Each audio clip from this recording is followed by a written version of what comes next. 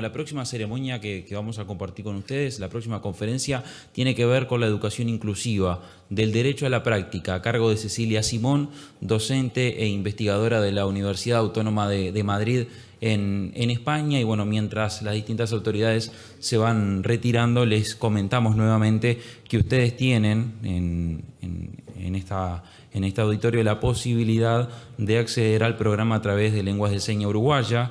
También tienen el programa en braille y macrotipo. El código QR está en relieve en la pantalla. Como ustedes podrán ver, hay un subtitulado importante mediante una transcripción automática que de alguna manera permite el acceso de lo que estamos diciendo para todos. En el piso número 1 se va a estar desarrollando el Congreso. En el piso número 3 tendremos las salas de Elmira y Juana, y allí se van a estar desarrollando otras actividades que les iremos informando correspondientemente. Hay escalera y hay ascensor, y bueno, aquellas personas que necesitan ayuda obviamente se acercan a cualquiera de los chiquilines que tienen una remera azul y les van a ir indicando hacia dónde tienen que dirigirse. Está casi todo pronto de alguna manera para recibir a Cecilia Simón, docente e investigadora de la Universidad Autónoma de Madrid en España. La segunda conferencia que vamos a estar escuchando, Educación Inclusiva del Derecho a la Práctica. Muchas gracias. Buenos días a todos, a todas. Es un auténtico placer compartir este espacio de reflexión por algo que nos une aquí, y que es el trabajo y la lucha por hacer realidad un derecho humano. Yo quiero comenzar dando las gracias a todas las personas que han organizado este espacio.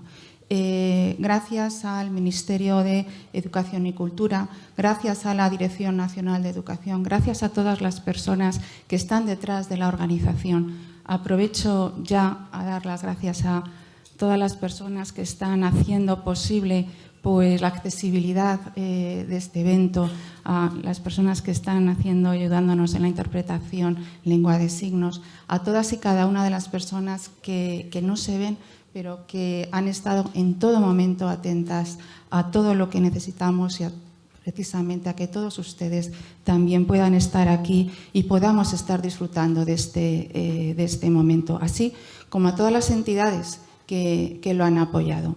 El objetivo de mi presentación no es otro que reflexionar juntos respecto a qué es eso de educación inclusiva, cuál es su significado, pero también cuál es su sentido. Precisamente esa es una de las acciones que desde la UNESCO se nos plantean como imprescindibles para avanzar en nuestros sistemas educativos.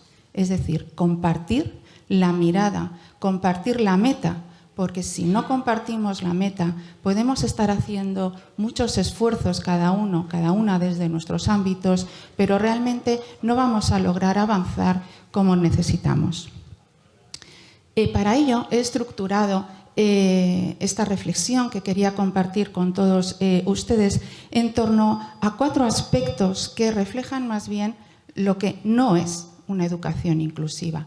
Muchos de ellos están a lo mejor en las mentes en algún momento, ¿no? de algunas personas, y precisamente esto nos puede ayudar a reflexionar en torno a qué es esa educación inclusiva. Puede que haya otros aspectos que conozcamos, que tengamos que enfrentar y que también forman parte de mitos o de concepciones erróneas, y que también a lo largo de estos días o después con sus intervenciones al final de la presentación también podemos compartir. La primera de ellas es la idea esa de que frente a un tipo de educación para un tipo de alumnado, principalmente para el alumnado considerado con discapacidad, que esa es una idea que a veces subyace, es decir, solo estamos hablando de un tipo de educación para un tipo de alumnado. Sin duda, el alumnado con discapacidad es un alumnado al que es absolutamente necesario prestar atención, dirigir nuestra mirada. Pero también tenemos que tener presente que hablamos de una preocupación por todo el alumnado. De ahí, por ejemplo, los títulos de los informes sobre el estado de la educación en el mundo, de la UNESCO, en donde insiste precisamente en que hablamos de todo el alumnado. Como señala la propia UNESCO, el mensaje central es simple: todos los y las estudiantes cuentan, y cuentan por igual. Y además, también, como aparece en estos informes, nos recuerdan que todos los mecanismos que excluyen no solo a las personas con discapacidad están presentes en aquellas poblaciones también que se pueden encontrar en un momento u otro en situaciones también de especial vulnerabilidad o de exclusión. Hablamos de cuestiones relacionadas con el género, edad, el lugar donde se encuentran, pobreza, origen étnico, pertenencia a pueblos indígenas, aspectos vinculados a la lengua, religión, migración, situación de desplazamiento, orientación sexual o expresión de identidad de género, encarcelamiento, creencias, actitudes, etc. Es decir, estamos hablando de una preocupación por todo el alumnado. Es muy importante que el paraguas que nos cubre hoy, a mí la lluvia me parece maravillosa, es un día magnífico, pues ese paraguas debe ser el paraguas de los derechos humanos. Porque si de algo vamos a hablar a lo largo de estos días es de un derecho humano, y esas son palabras mayores. En la Declaración de Salamanca y su marco de acción de la UNESCO en 1994, que tal vez habrán escuchado muchos de ustedes, hablaban de la necesidad de los sistemas educativos de dar respuesta en las escuelas comunes a todo el alumnado y además la responsabilidad de hacerlo e incluso en todos aquellos que puedan tener hasta las discapacidades más graves. Pues bien, es que no hablamos ya solo de un principio, hablamos de un derecho humano, por ejemplo, reconocido en la Convención sobre los Derechos de las Personas con Discapacidad, pero cuyas raíces las encontramos en la Declaración Universal de Derechos Humanos, en la Convención sobre los Derechos del Niño. Por tanto, de lo que estamos trabajando es pensar cómo responder a algo que nos interpela a todos como ciudadanos, nos interpela a todos, cada uno desde nuestra posición, y nos pregunta qué estamos dispuestos a hacer por responder a ese derecho humano, que tenemos la obligación de hacerlo. Pero es que además, como nos recuerda la Alta Comisionada de Naciones Unidas para los Derechos Humanos, hablamos de un derecho multiplicador. ¿Por qué? Porque se encuentra, como bien sabemos, en la base de otros derechos humanos, porque nos proporciona competencias a todo el alumnado para que pueda disfrutar de otros derechos humanos. Por tanto, es fundamental. Pero es que además, y como bien sabemos, trabajar por la inclusión, trabajar por una educación inclusiva, por este derecho, es trabajar, y palabras mayores, lo que es la educación, por la calidad de vida del alumnado. En los modelos de calidad de vida, como lo de Salok y Verdugo, si tenemos en cuenta las dimensiones de calidad de vida, por ejemplo, de las personas con discapacidades intelectuales y del desarrollo, hablamos de autodeterminación, hablamos de inclusión social, hablamos de defensa de derechos, hablamos de bienestar emocional. Pues precisamente de eso estamos hablando, procurar realmente una mejor calidad de vida en todas las personas. Pero además no debemos olvidar que cuando trabajamos por una educación inclusiva, trabajamos también por la calidad de vida de las familias. Las familias que aquí nos acompañan o nos están escuchando saben muy bien de qué estoy hablando. El bienestar de sus hijos y de sus hijas es su bienestar. Nos dicen, mi calidad de vida pasa por la calidad de vida de mi hijo y de mi hija. Las propias dimensiones de los modelos de calidad de vida familiar, como por ejemplo los de Clement Giné y colaboradores, pues cuando construíamos ese modelo de calidad de vida aparecen dimensiones como el clima familiar o el bienestar emocional de sus miembros. Claro, es que lo que ocurre en la escuela, saber que tu hijo, que tu hija es acogido, bienvenido, que está bien, que está aprendiendo, que se están preocupando por él, cambia tu propio bienestar. Y cuando ocurre lo contrario, el impacto en la calidad de vida de las familias es muy negativo. El segundo aspecto que quería reflexionar con todos ustedes y que también trata de superar una creencia vinculada a que estamos hablando de un asunto marginal de la agenda educativa que con pequeños cambios o cambios técnicos puede conseguirse. Frente a esto, señalar que en absoluto estamos ante un asunto marginal. De hecho, como también muy bien conocen, es uno de los objetivos, el cuarto objetivo de la Agenda 2030 para el Desarrollo Sostenible, que tiene el título de garantizar una educación inclusiva, equitativa y de calidad y promover oportunidades de aprendizaje durante toda la vida para todos. Toda la vida, porque la educación inclusiva comienza en la atención temprana, etapa fundamental. Y la educación inclusiva no acaba en la educación superior. Vamos en estas jornadas a hablar de educación superior, pero va mucho más allá. Hablamos de educación de adultos, hablamos de educación formal y educación no formal. Todos los espacios educativos deben ser inclusivos, deben estar preparados para acoger a la diversidad y dar respuesta a la misma. Pero además, como señalábamos, no solo no es un asunto marginal, sino que además requiere cambios muy importantes. Recordemos la situación originada por la pandemia de la COVID-19. Esa situación lo que ha hecho es poner de manifiesto ya las desigualdades educativas que había. Las desigualdades que vivían poblaciones en situación de especial vulnerabilidad. Pero no solo las puso de manifiesto, sino que las agravó. La situación que vivimos puso de manifiesto la gran importancia, el papel fundamental como motor que tienen nuestros docentes. Puso de manifiesto la importancia que tienen en la vida, en el desarrollo y en la educación de lo más importante de nuestra sociedad, que son nuestros niños, que son nuestras niñas. La necesidad de cuidar a ese docente, reconocer y ponerle en valor. Pero además puso en evidencia la importancia de otro contexto fundamental de desarrollo y educación, que fueron las familias. La importancia de la relación con las familias fue un elemento crucial, hasta el punto que, si lo recordamos, y aquellos que nos acompañan aquí, que estuvieron ahí en los centros a pie de cañón y las familias, aquellos centros en donde había mejores relaciones de colaboración entre los docentes y con las familias fueron los que funcionaron también mejor. Es decir, nos ayudaron a identificar barreras que había en los centros.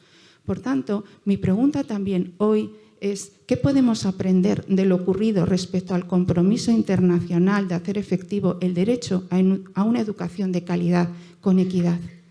Pero además, otra pregunta es si sabremos realmente aprovechar esta oportunidad que hemos vivido hace bien poco y que puso en evidencia estas barreras también que tenemos, así como el papel central que tiene en nuestra sociedad determinadas figuras. ¿Sabremos aprovechar esta oportunidad para repensar profundamente la educación que tenemos? Pues de eso estamos hablando precisamente aquí.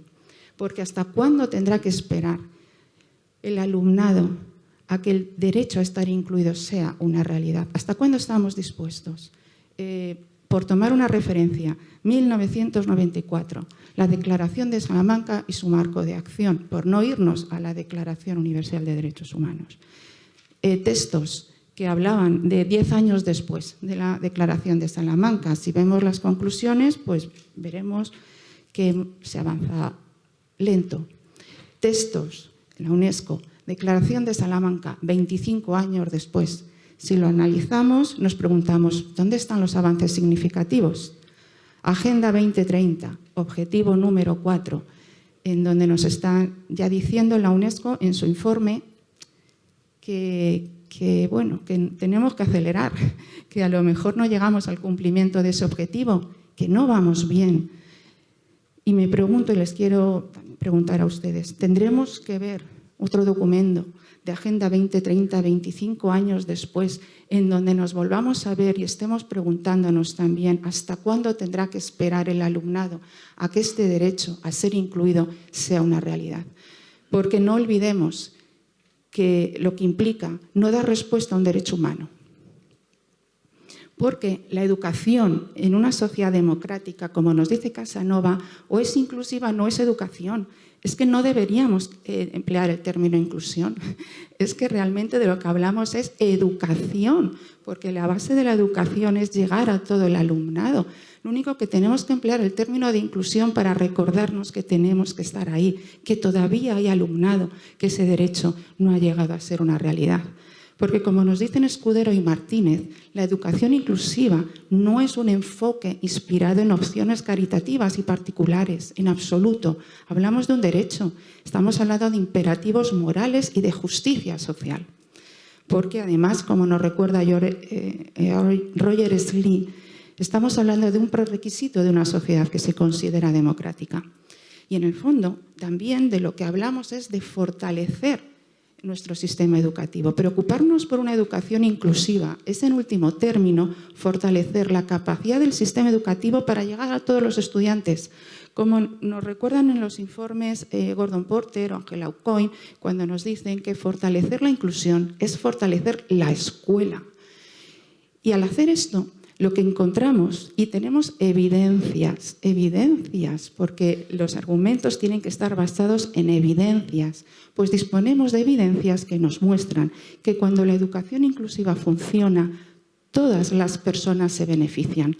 No solo el alumnado que nos puede preocupar por la situación de vulnerabilidad, como el alumnado con discapacidad. Evidentemente, tenemos evidencias que nos muestran el impacto positivo en su desarrollo académico, en su desarrollo personal, en sus habilidades sociales, en sus perspectivas de futuro. Hablamos de beneficios también en sus compañeros y compañeras. Las evidencias nos muestran que o bien no hay un impacto negativo, esos mitos en torno a es que si se tienen que ocupar de determinados alumnos es que no se pueden ocupar de otros. Pues cuando la educación inclusiva funciona, lo que nos encontramos es que o bien no hay el impacto es nulo, es decir, no hay ningún impacto negativo, y si lo hay, es positivo. ¿En qué aspectos? Pues, por ejemplo, el desarrollo socioemocional de los compañeros y las compañeras, el valor, la tolerancia, las habilidades sociales. ¿Cómo podemos esperar que nuestros jóvenes, que nuestros niños acepten, toleren, convivan, valoren lo que es la riqueza de la diversidad si no conviven con ella? También encontramos beneficios en el profesorado, en su bienestar emocional. Saber que estoy llegando a todos los alumnos y a todas las alumnas. ¿Qué preocupación tienen los docentes cuando ven que hay alumnos a los que no llegas? O los beneficios en la familia. Hablábamos, por ejemplo, de calidad de vida familiar. Hablaremos también de empoderamiento de las familias. Beneficios en cuanto a la mejora del centro escolar. Beneficios en la comunidad, en la construcción de una sociedad más justa. Pues bien, disponemos de evidencias. Pero también, y quería insistir, y además quiero agradecer las palabras a los representantes institucionales que estaban al comienzo inaugurando este congreso, porque realmente nos han hablado de algo muy importante que nos recordaban Melaiskov y su equipo, como es la ecología de la equidad. Es decir, la responsabilidad, el reto de la equidad y la inclusión va más allá de la escuela. La escuela tiene un papel fundamental, cierto, vamos a hablar de ello también hoy. Pero lo que ocurre entre las escuelas es muy importante. Si existen, por ejemplo, relaciones de colaboración o hay competencia, por ejemplo, entre ellas, o si existen situaciones dentro de una misma zona de segregación por algún motivo, o más allá del sistema educativo. Evidentemente, lo que ocurre en la escuela está estrechamente relacionado con las políticas educativas, pero es que además tiene que haber una estrecha colaboración con todas aquellas administraciones y responsables que tienen que ver con el bienestar de la infancia y de la familia, porque la responsabilidad de una educación inclusiva también es suya.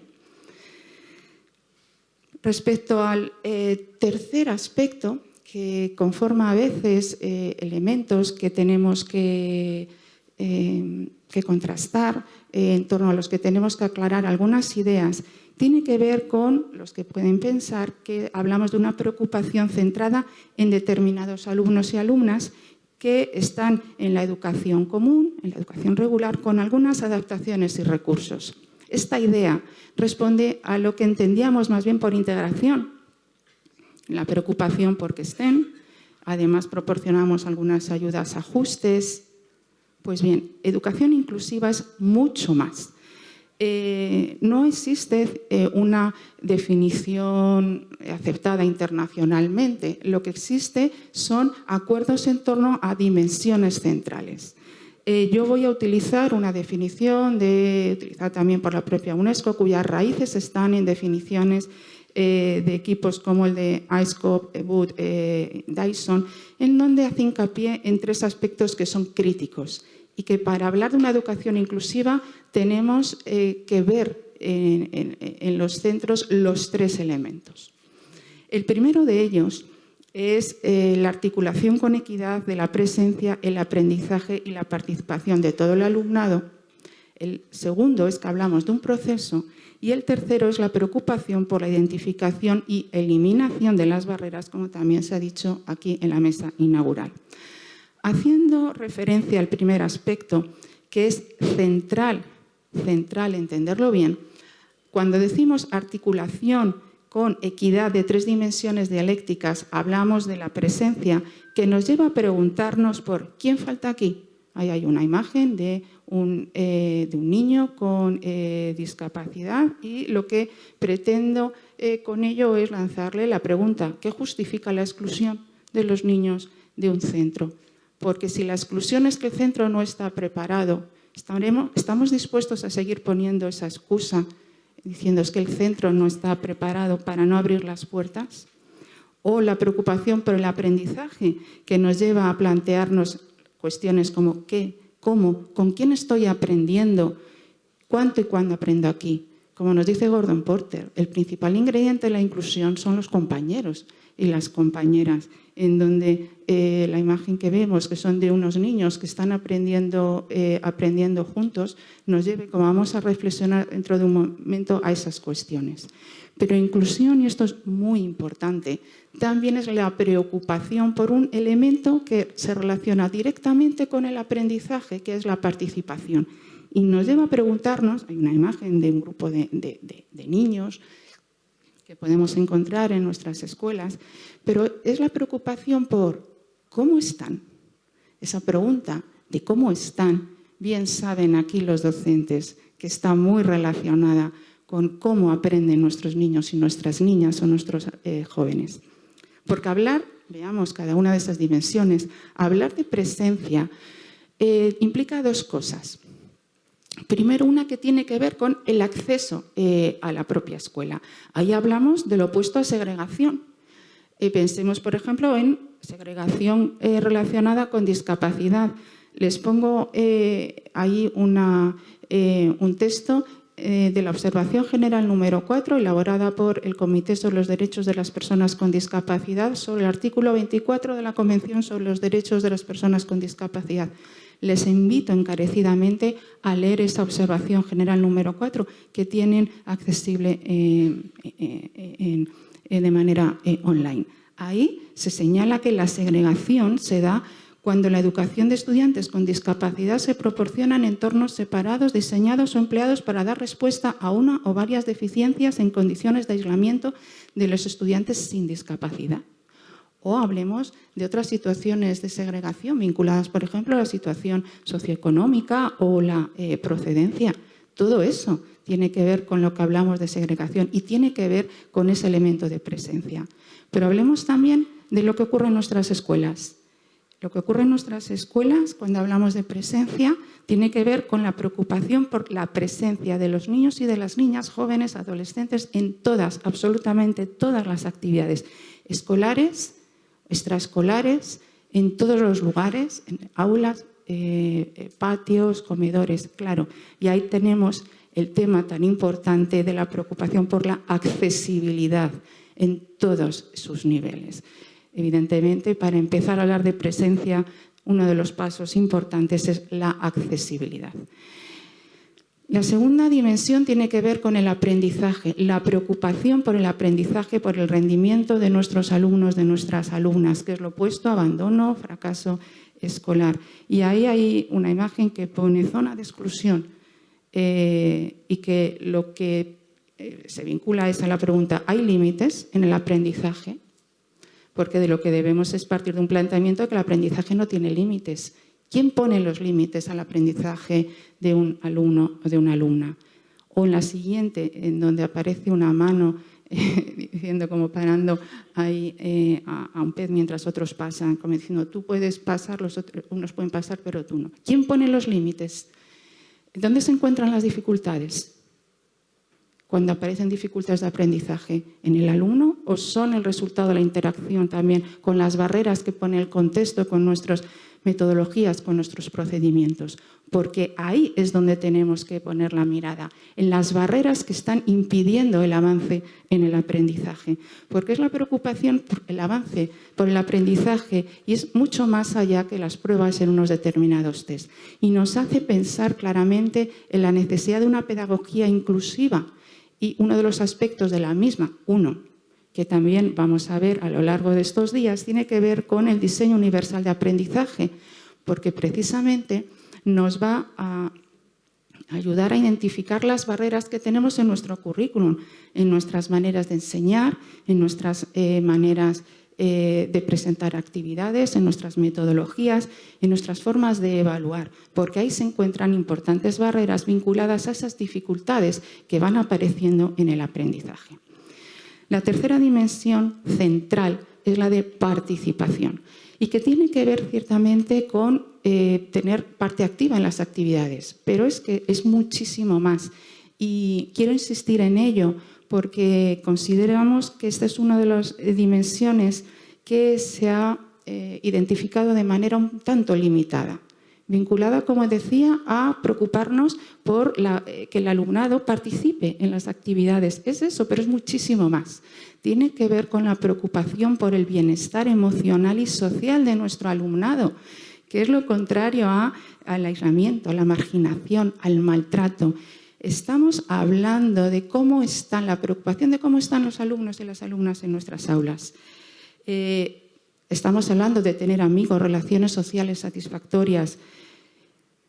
Esta dimensión de bienestar emocional y social, bien saben todos ustedes que en este momento y sobre todo después a raíz de lo que ha ocurrido con la pandemia originada por la COVID-19, es una preocupación internacional, porque estamos viendo con claridad el impacto también en el bienestar emocional de nuestros niños y de nuestras niñas. Y nos está interpelando a atender de manera muy, muy seria a el bienestar de nuestros alumnos y de nuestras alumnas en este sector. Nosotros llevamos muchos años también en nuestro grupo de investigación profundizando en esta dimensión de participación.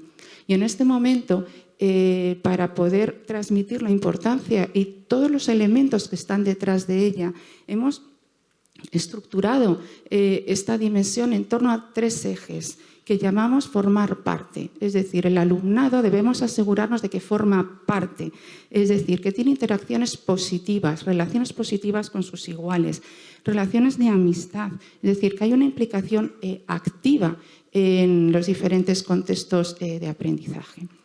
Otro elemento al que tenemos que atender y tratar de asegurar es al sentirse parte de, es decir, al reconocimiento por lo que tú eres, a la valoración, a la aceptación, al sentirte, como decíamos, querido, aceptado, valorado por lo que tú eres. Hablamos, por tanto, de autoestima de nuestro alumnado, de su bienestar emocional, de ese constructo tan importante que es el sentido de pertenencia y que está muy vinculado realmente a todo ese proceso de aprendizaje. Cuando yo me siento parte del aula, me siento parte del centro.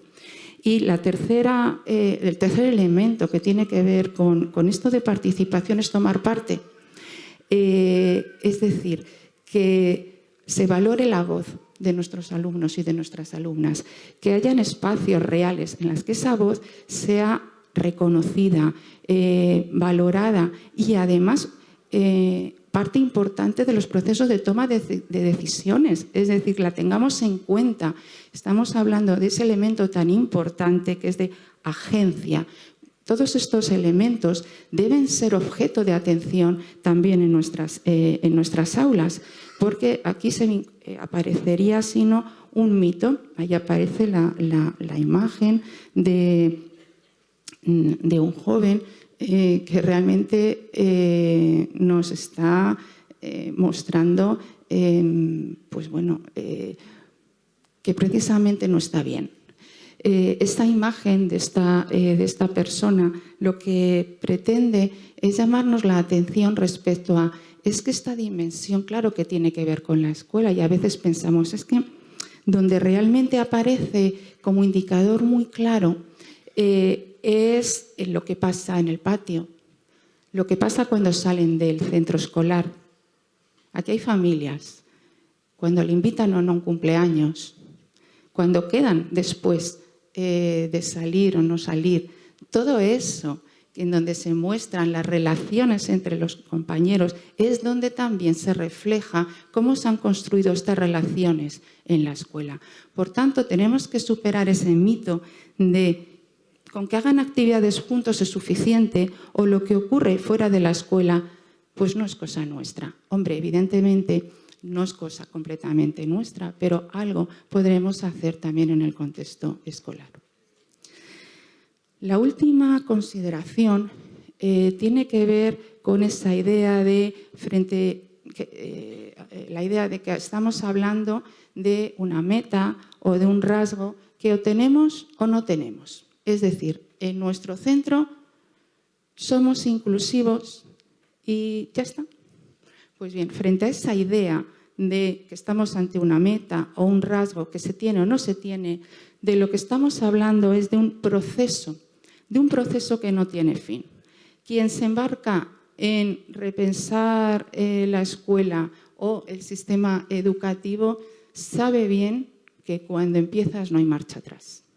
No hay marcha atrás, porque lo que estás viendo cuando logramos hacerlo bien es tan positivo y vemos que el impacto es tan positivo en todos los miembros de la comunidad educativa que no se puede parar. Y es que además, cuando hablamos de que la educación inclusiva lo que busca es fortalecer la capacidad del sistema educativo en todos los niveles para mejorar la respuesta educativa, evitando esas situaciones de segregación o de exclusión, tenemos que entender que asumimos un proceso de revisión y mejora constante. Y en este sentido es muy importante mencionar que no hablamos de modelos. No podemos hablar de una escuela que es modelo y, por tanto, vamos a hacer todo lo que hace esa escuela. A mí me gusta hablar de prácticas inspiradoras. Lo que encontramos en las escuelas son prácticas inspiradoras que nos muestran cómo esa escuela, en ese contexto, con esas fortalezas, con esos recursos, con esa comunidad educativa, ha avanzado en una determinada dirección. Pero es que cada escuela debe encontrar su camino desde sus fortalezas, recursos, comunidad, sus prioridades, porque también las dificultades que se encuentran en las escuelas son diferentes. De ahí que, haciéndome eco de las palabras de Tony Wood y Mel Eiskov en el Index for Inclusion, que es una herramienta que nos ayuda a revisar también y avanzar en nuestras escuelas, que tradujimos, que también la tienen ustedes accesible, con el título de Guía para la Educación Inclusiva. En el único sentido, en el que sería deseable proclamar a un centro escolar como inclusivo, es cuando se compromete firmemente con la sostenibilidad de un proceso de mejora escolar guiado por valores inclusivos. Y aquí yo quería remarcar la palabra sostenibilidad. Tan importante en nuestras escuelas va a ser ponernos en marcha. A lo largo de estos días veremos cómo hacerlo. ¿Cómo hacerlo sostenible? Mantenernos en el proceso para que no se quede con un proyecto que iniciaron un grupo de la escuela, sí, aquello que se consiguieron realmente cosas interesantes. No, estamos hablando de un proyecto de centro, un proyecto que tenemos que asegurar su continuidad. ¿Y cómo hacerlo? Pues aquí el tercer elemento fundamental también vinculado al proceso. Pues tenemos que asumir, como venía en la definición, un proceso de revisión y mejora continuo. ¿Esto qué implica? Implica identificar las barreras que hay en nuestros centros. ¿Dónde se encuentran las barreras si nos centramos en centros escolares? Pues en nuestras culturas, es decir, en nuestros valores, en los principios que guían nuestra actuación, eso que reflejamos en nuestros proyectos de centro, que tiene que ver con el valor que le damos a la diversidad, cómo acogemos la diversidad, cómo le damos valor, cómo acogemos al alumnado, cómo acogemos a las familias, cómo acogemos al profesorado. No se nos olvide que si estamos preocupados por la inclusión, no solo estamos hablando de bienestar del alumnado, hablamos del bienestar de las familias, la preocupación por sus necesidades, cómo están, cómo podemos responder a ellas. Hablamos del bienestar del profesorado, cómo está, cómo le damos la bienvenida, cómo le cuidamos, cómo cuidamos los espacios de coordinación, cómo es su bienestar emocional. No podemos preocuparnos por una cosa o por unos miembros de la comunidad educativa y no por otros, si realmente compartimos esos valores de inclusión. Hablamos de barreras que se pueden encontrar en nuestras políticas de centro. Por ejemplo, cómo nos organizamos, que tiene que ver todo con nuestras maneras de colaborar, nuestros espacios de colaboración, los espacios que hay para que se escuchen las voces del alumnado, el profesorado, las familias, los espacios de participación de las familias. ¿Qué entendemos por apoyo? ¿Quién presta el apoyo? Cuando una alumna necesita apoyo, ¿quiénes van a prestar el apoyo? ¿Cómo nos organizamos? ¿Cómo son los horarios? A todas las políticas de centro, nuestros planes de convivencia. También barreras tienen que ver, por supuesto, en las prácticas de aula. Pero es que muchas veces directamente pensamos en que las barreras se encuentran en la práctica de aula. Hombre, sí, lo que ocurre en las aulas, claro que ahí puede haber muchas barreras, pero no podemos olvidar que lo que ocurre en un aula, lo que hace un docente en un aula, está muy relacionado con las políticas y culturas de centro. Y cuando hablamos de prácticas, estamos hablando, claro, de las metodologías, lo que estamos haciendo precisamente para que el alumnado aprenda, para que el alumnado participe en ese sentido de bienestar emocional y social. Pues bien, por entender un poquito más este concepto de barreras, ahí les pongo unas imágenes en las que aparecen una imagen de un aula. Son unas sillas, mesas y sillas donde están con sus pupitres alumnos en fila y un docente dando clases. Y al lado hay una imagen de muchos años atrás en donde casi están haciendo lo mismo. O vamos a nuestras aulas universitarias, pues nos las podemos imaginar. Pues los pupitres, alumnos sentados y un docente. Y si vamos a imágenes de los que ya tenemos algunos años o más, en donde como eran las aulas, lo mismo, un docente estaba ahí dando clase, la clase magistral, todos sentados, uno detrás de otro. Pues bueno, ¿hasta qué punto hemos cambiado, ¿no? la cuestión? Es decir, ¿podemos dar respuesta a la diversidad en nuestras aulas haciendo lo mismo? Una imagen de unos niños escribiendo en la pizarra todos lo mismo, que trata de llevarnos a la reflexión. ¿Podemos responder a la diversidad proponiendo actividades para todos los mismos, de la misma manera, al mismo ritmo? Una imagen con esos pupitres uno detrás de otro. ¿Podemos dar respuesta a la diversidad con estructuras organizativas tradicionales que limitan, por ejemplo, la colaboración, la cooperación entre alumnado, metodologías activas? Una imagen de un libro. ¿Podemos atender a la diversidad como libro, como única fuente de información? Cuando lo que tenemos son diferentes ritmos, motivaciones, niveles, maneras de recibir información o maneras de expresar. ¿Podemos ser capaces de responder a la diversidad con una única forma de evaluación?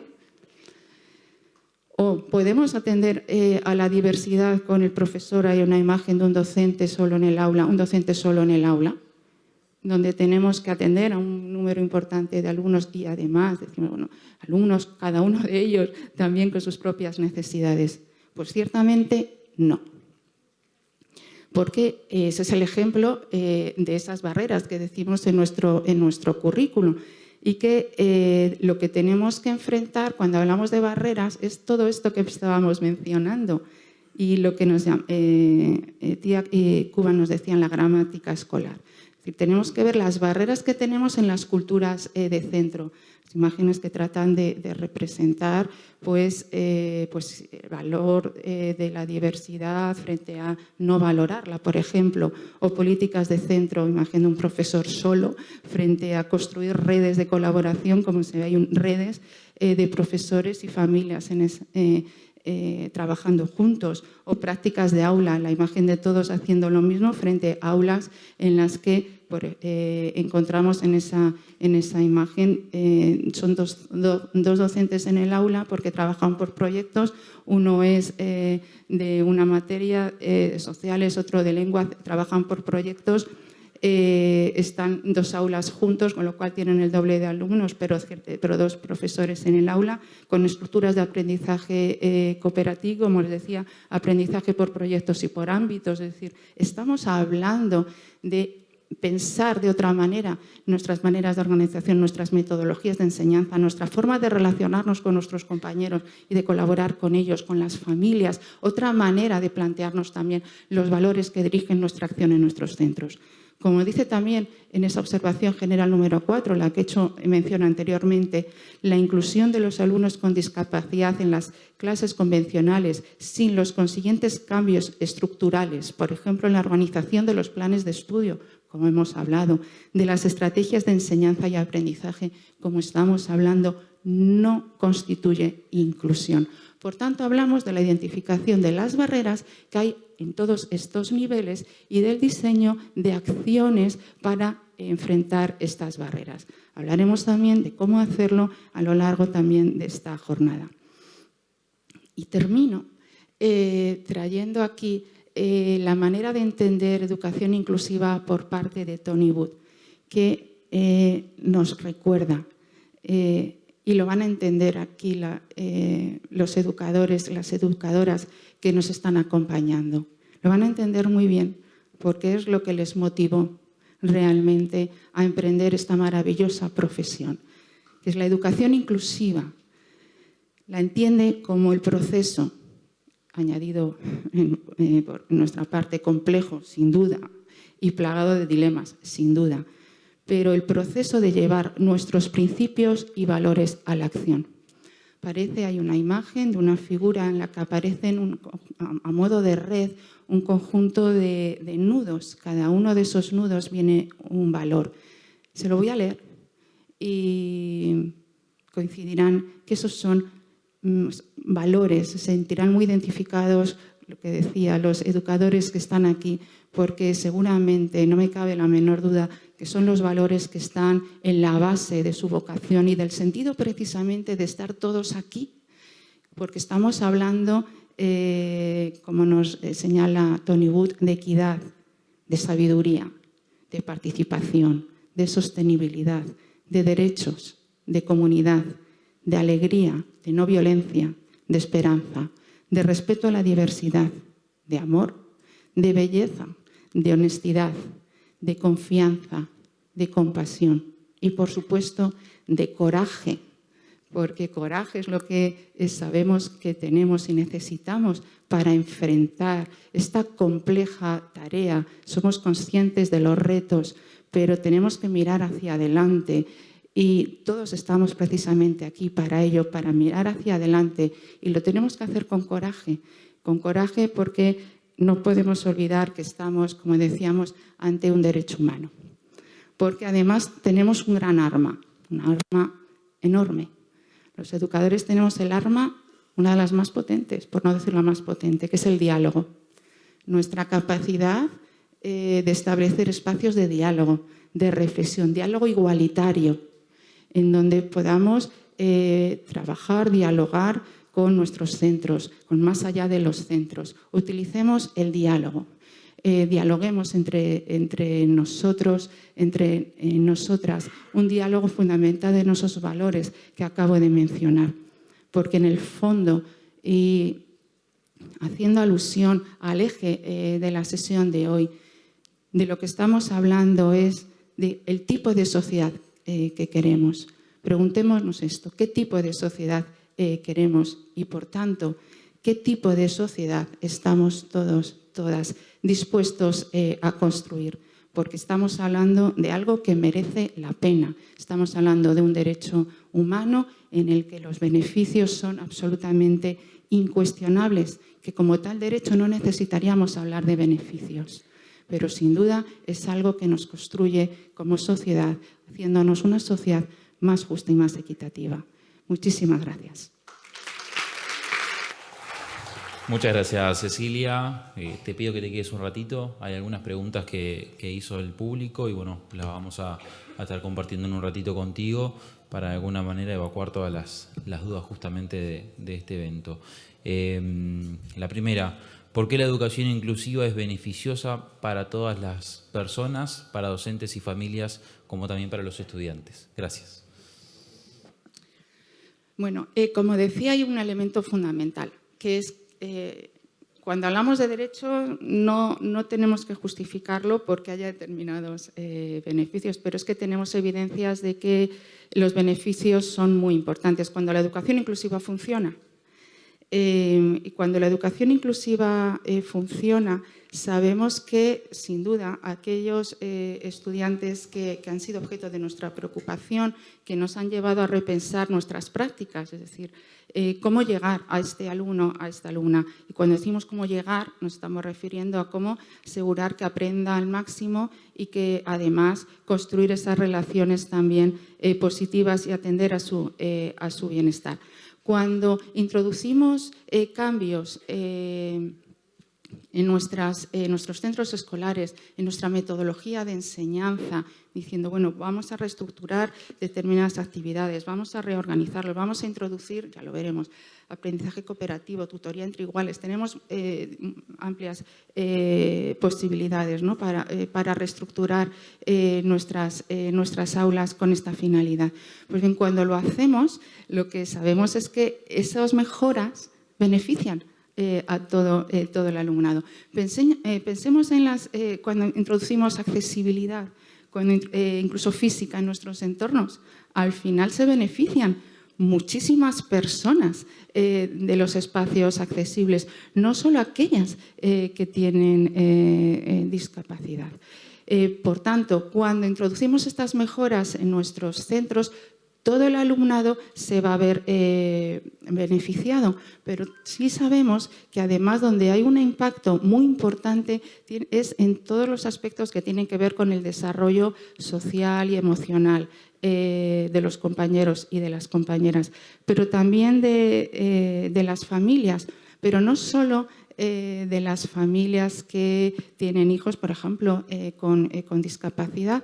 Si sabemos transmitir adecuadamente en nuestros centros la potencia, lo que significa preocuparnos por una educación inclusiva y tratar de asegurarla en nuestros centros, es un beneficio para todas las familias, porque necesitan saber la importancia de que también en el centro donde tú llevas a tus hijos se acoja y se dé bienvenida a todo el alumnado, pero también a todas las familias. Por tanto, todas las familias se van a ver beneficiadas. Respecto a los docentes, el saber que estoy trabajando y estoy llegando a todo el alumnado es fundamental, pero es que para hacerlo, como hemos dicho, tenemos que introducir cambios en nuestras políticas. Yo para hacerlo necesito establecer otras estructuras de colaboración y espacios de reflexión entre docentes. Esos espacios de colaboración nos van a permitir no solo a lo mejor diseñar juntos, no solo trabajar juntos por qué podemos hacer en el aula para ayudar a este alumno, a esta alumna, para que aprenda más y mejor o para que estén más motivados. Esos espacios de colaboración entre docentes que tenemos que cuidar como oro. Y aquí los equipos directivos tenéis un papel absolutamente central. Sois fundamentales para que todo esto ocurra. Pues bien, cuando existen estos espacios, también existe algo muy potente, que son las estructuras de apoyo entre docentes. Cuando aparece ese apoyo y esa colaboración entre docentes, hay un impacto también positivo en el propio bienestar de los docentes. Muy bien, muchas gracias. Les recordamos que también ustedes pueden hacer sus preguntas, tienen el código QR allí, lo escanean con el celular y ahí escriben la pregunta correspondiente. Yo la leo y la responde en este caso Cecilia. Me interesó el concepto de gramática inclusiva. ¿Podrías ampliar a qué se refiere? Ahí nos estábamos refiriendo a todos los elementos que constituyen la vida de una escuela. Es decir, nos estamos refiriendo a que cuando hablamos de cambiar nuestra gramática escolar es pensar de otra manera nuestra escuela. Como decía también la propia UNESCO, estábamos hablando de una transformación del sistema educativo, estamos hablando de una transformación de nuestros centros escolares, una transformación que afecta, como hemos visto, a todos los elementos que constituyen, por ejemplo, lo que define una escuela, lo que hablábamos de las culturas, de las políticas y, en último término, lo que ocurre en el aula, que es donde además se va a ver reflejado si lo anterior está funcionando. Es decir, nos estamos refiriendo a repensar todos los elementos, porque ciertamente la idea, si mantenemos esa idea tradicional, como decíamos, de un docente solo en el aula, trabajando con un amplio grupo de alumnos y de alumnas y además con diferentes necesidades, y recordamos aquellos que se les identifica con necesidades educativas especiales, no quiere decir que sean los únicos que tienen necesidades de apoyo. Bien sabemos que dentro de un aula puede que haya alumnos que no se hayan identificado como tales y tengan importantes necesidades de apoyo. Por tanto, cuando hablamos de repensar también las estructuras, estamos hablando de que tenemos que introducir otra manera de trabajar, otra manera de colaborar entre los compañeros, otra manera, y hablaremos también de ello a lo largo de esta jornada, de entender los apoyos que necesitamos. Tenemos que superar la idea, como veremos, de apoyo vinculado a una determinada figura profesional, un determinado profesor de apoyo o una figura del asistente educativo. Tenemos que superar esta idea del elemento del apoyo que necesitamos solamente. Tenemos que ir también mucho más allá. De ahí que cuando hablamos de la gramática escolar es repensar, como decíamos, desde las metodologías, las maneras de relacionarnos en el centro de los espacios de colaboración, coordinación y demás. Gracias, Cecilia.